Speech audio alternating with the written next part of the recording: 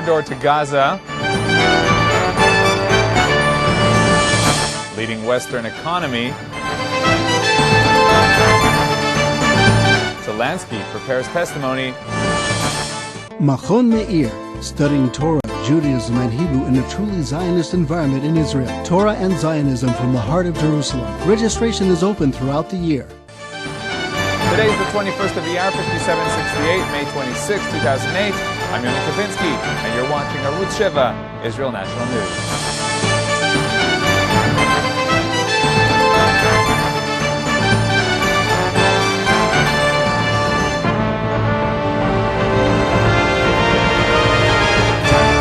Ynet is reporting that the Israel government has offered a West Bank withdrawal, leaving only 8.5% of the territory in Jewish hands. This is less than previous offers, but more than the PA will accept.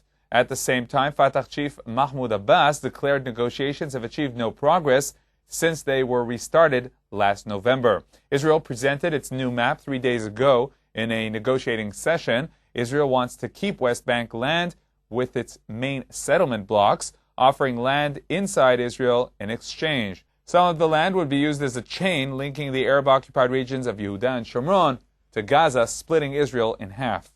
Of the 270,000 Jews in Yehuda and Shomron, all but 80,000 live in blocks Israel wants to annex. The PA is demanding Israel withdraw from all of Yesha, liberated in the Six-Day War. Previous peace talks broke down in 2000 after Israel offered 98% of Yesha to the PA, which responded by launching the Oslo War. Despite a looming worldwide recession, the Israeli economy has continued to show growth, with the first quarter statistics beating forecasts, with exports and standards of living both improving, thank God.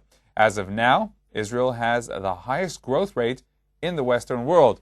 We spoke with Pinchas Landau, author of the Landau Report, a monthly newsletter reviewing trends and forecasts of Israel and regional economic and political spheres. Hi, Yoni. Shalom, Pinchas Landau. So Israel's Central Bureau of Statistics reported yesterday impressive details regarding Israel's economic growth. Now, how can you explain this upturn after decades of struggle? Short-term and long-term factors. In the short term, we've been benefiting for several years from strong economic growth in the world. That has turned down now. But underlying our achievements are the strength of Israeli high-tech, where we've become world leaders in several areas, and which is the key factor driving the economy in the long term. But you also have to certainly take into account the reforms that successive governments have been implementing going back to the 90s, and the very strong impetus of reform of the Sharon government when Mr. Netanyahu was finance minister. That gave a tremendous push to the economy several years ago. And this government so far on the whole has managed to continue that momentum and to ensure that those gains at least were not lost. What would you say are the challenges that our economy has now and in the future? Well, the main challenge facing our economy and facing every economy in the world is the slowdown that's underway now, stemming from the American economy, from the credit crisis, the financial crisis, and the recession in the United States, which is clearly spreading around the world. There are signs, although the first quarter data that you mentioned were very strong, surprisingly strong, there are signs from more up-to-date data that we're beginning to weaken. It would indeed be surprising if that wasn't the case. And we have to try and hold our heads above the water in terms of the global recession. On the top of that, we have the problem of inflation, which again is a global problem driven by oil prices and food prices, but which we are clearly vulnerable to because we are an importer both of energy products and of food products. But tell me, Pinchas, does all the good news translate down to the working class, or does the wealth gap make this growth something that only the rich enjoy? The pattern in the last few years, beginning in 2005, it's very clear that the benefits are spreading much more broadly.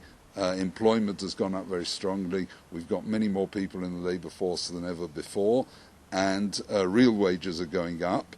So it's clear that the benefits are spreading. There is still clearly a problem in terms of income gaps which are widening. The rich are getting a disproportionate share of the benefits, but it's certainly true that the poor and the lower income groups are also participating in the benefits of the growth that we've seen in the last few years.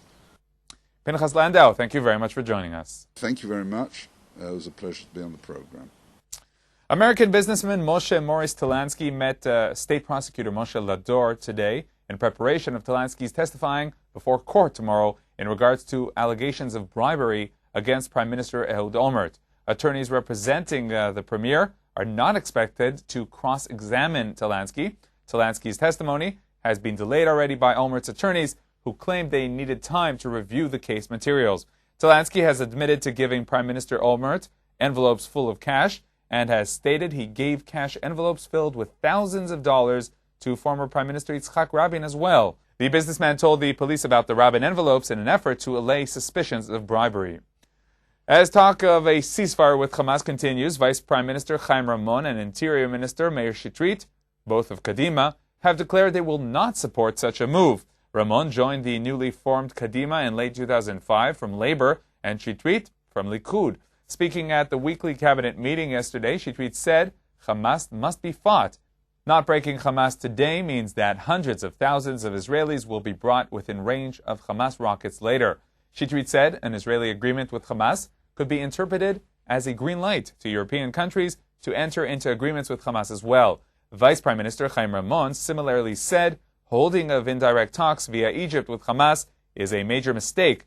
Now that we have succeeded in having Hamas isolated diplomatically, this will legitimize Hamas and will give an excuse to any country that wants to talk with Hamas. On Sunday, representatives of Israeli communities in the Golan Heights met with Deputy Prime Minister Eli Yishai and Transportation Minister Shaul Mofaz. Both ministers had pledged their support in resisting efforts to surrender the Golan to Syria. Yishai promised Golan residents Shas would stand beside them in order to prevent any attempt to evacuate them from the Golan. Syria is the foundation of the axis of evil. We must not abandon Israel's security in the arms of the Syrians and Hezbollah, he said. Mofaz said he opposed to the withdrawal from the Golan. Handing the Golan over to Syria at this time constitutes handing the Golan over to Iran. There will be Iranians there very soon. I am opposed to handing out deposits at the beginning of negotiations. Prime Minister Ehud Olmert said Sunday, we are facing a historic agreement with Syria, which may remove the northern threat. On May 8th, an Iranian-born Israeli citizen was arrested at Ben Gurion International Airport for spying for the Islamic Republic, according to the indictment filed at the Tel Aviv Magistrates Court. The story was only just cleared for publication. The unnamed man was working for Iranian intelligence to supply the Islamic Republic with information on Israel's security establishment. The charges against him are contacting a foreign agent, relaying information to an enemy state, theft, and fraudulently obtaining goods. Attorney Michael Orkavi is representing the anonymous man. He claimed the man has not resided in Israel for several years and did not give anyone any information on Israeli security services, nor did he wish the state any harm. The Shabak, the security service, said Iranian intelligence operatives have been pressuring Israelis with families in the Islamic Republic to become spies. Former United States President Jimmy Carter called on European countries to break the blockade on Arab-occupied Gaza. Carter termed the EU's willingness to cut all ties with Gaza supine and embarrassing. Carter recently met with senior Hamas terrorists in Damascus and said Gaza should never have been closed off and that sealing the area was one of the greatest crimes against humanity ever. Carter called on the EU to begin talking with Hamas and denounced the U.S. policymakers who discouraged talks with Hamas as militant. That wraps up today's newscast. Join us again tomorrow for another edition. Until then, from all of us here at Arutz Sheva, Israel National News, Shalom.